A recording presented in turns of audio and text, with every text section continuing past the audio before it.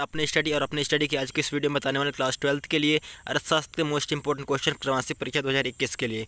तो सभी प्रश्न देखते हैं। अगर आपको समझ में ना आए तो मैं बोल करके बता दूंगा आपको, क्योंकि जो PDF है वो ठीक से नहीं है, यहाँ पर इसकी क्वालिटी कम है। तो आप टेलीग्राम ज्वाइन कर लेना, वहाँ पर मैं इसको डाल दूँगा।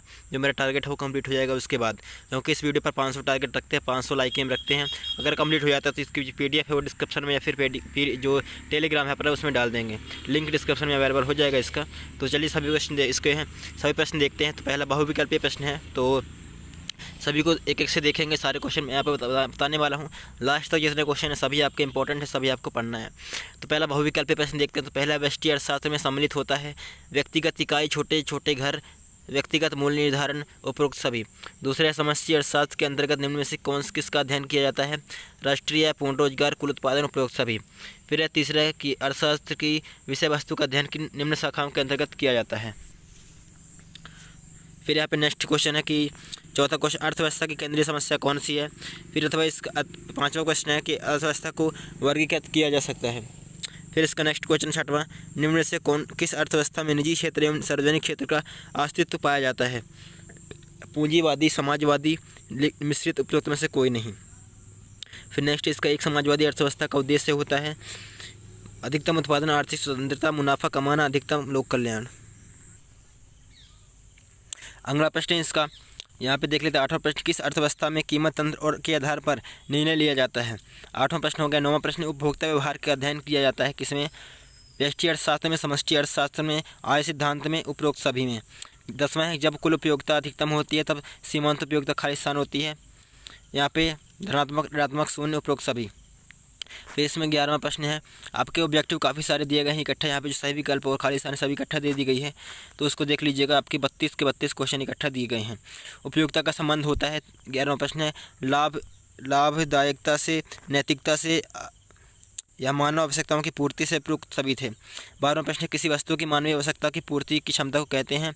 उत्पादकता, संतुष्टि, उपयोगिता, लाभदायकता। 13वां प्रश्न, एक वस्तु की सभी इकाइयों से प्राप्त होने वाली उपयोगिता के योग को क्या कहते हैं?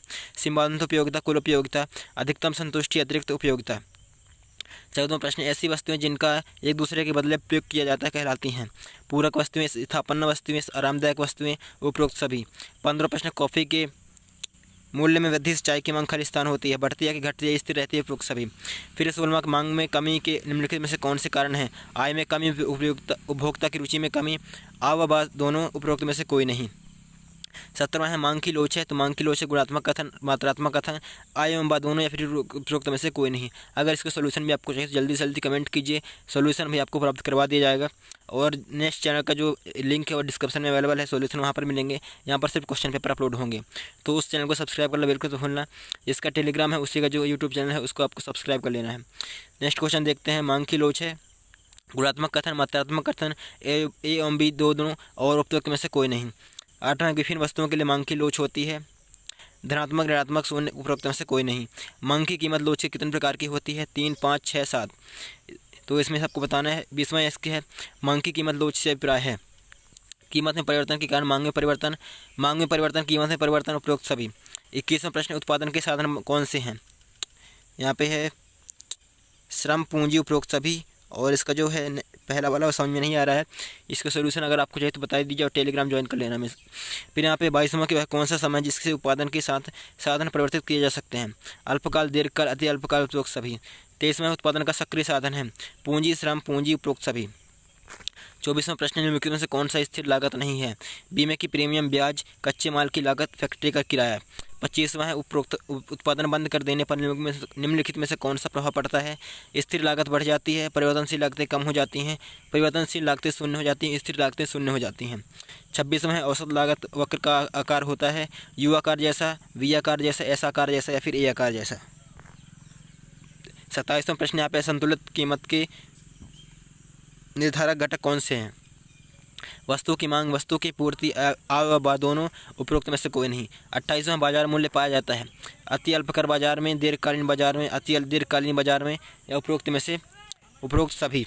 29वां है, पूर्ण प्रतियोगिता में किसी वस्तु का मूल्य निर्धारित होता है? मूल भाव द्वारा, उत्पादन लागत से, मांग एवं पूर्ति द्वारा, उपरोक्त सभी। 30वां है, अति अल्पकाल में पूर्ति होगी खाली स्थान? पूर्णतया लोचदार, पूर्णतया बेलोचदार, लोचदार या उपयुक्त में से कोई नहीं।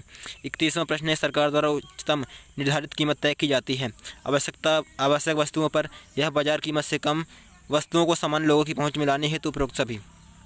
32वां प्रश्न है, कैसी वस्तुओं के लिए कीमत न्यूनतम सीमा को कहते हैं? कीमत न्यूनतम सीमा को कहते हैं न्यूनतम समर्थन मूल्य, अधिकतम समर्थन मूल्य, आय और बा दोनों, उपरोक्त में से कोई नहीं। नेक्स्ट इसका देखते हैं। अतिरिक्त उत्तरीय प्रश्न आपके स्टार्ट हो गए हैं, तो आपके 2 नंबर वाले प्रश्न बता देता हूँ आपको जल्दी से।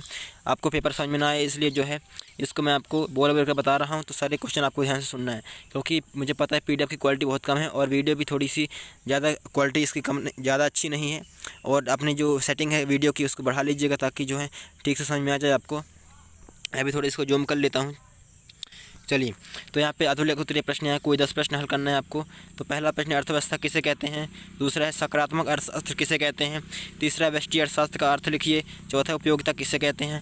पाँचवां, सीमांत उपयोगिता का अर्थ लिखिए। छठवां, कुल उपयोगिता किसे कहते हैं? सातवां, बजट रेखा किसे कहते हैं? आठवां है सीमांत उत्पादन किसे कहते हैं?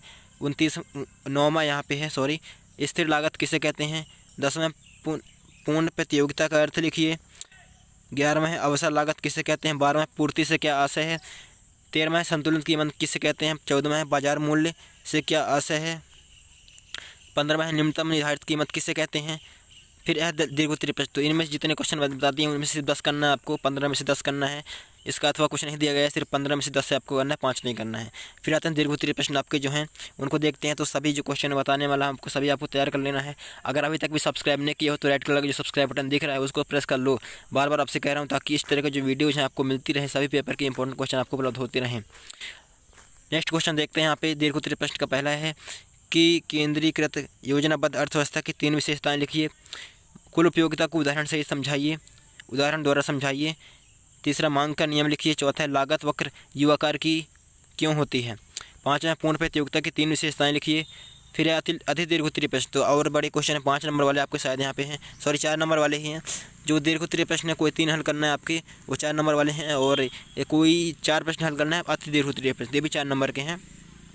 तो अति दीर्घ उत्तरीय प्रश्न का पहला है कि पूर्ति में लोच को समझाइए। दूसरा, बाजार संतुलन को समझाइए। तीसरा है अर्थव्यवस्था की प्रमुख केंद्रीय समस्याओं को समझाइए। चौथा है अल्पकाल तथा दीर्घकाल को समझाइए, दीर्घकाल और अल्पकाल को समझाइए। 5वां है मांग की लोच को समझाइए। 6वां है परिवर्तनशील लागत एवं स्थिर लागत को समझाइए। 7वां है वस्तु की मांग की कीमत लोच को निर्धारित करने वाली कारक लिखिए। इस तरह से आपके जो अर्थशास्त्र के यहाँ पे आपके जो क्वेश्चन पेपर्स के इंपॉर्टेंट क्वेश्चन है अर्थशास्त्र कक्षा 12वीं के वह कंप्लीट होते हैं। आई होप कि आपको वीडियो हेल्पफुल लगी होगी। अगर थोड़ी सी भी हेल्प हो जाए आपकी इस वीडियो से तो यार लाइक तो बनता है। थैंक्स फॉर वॉचिंग, मिलता है आपसे नेक्स्ट वीडियो में।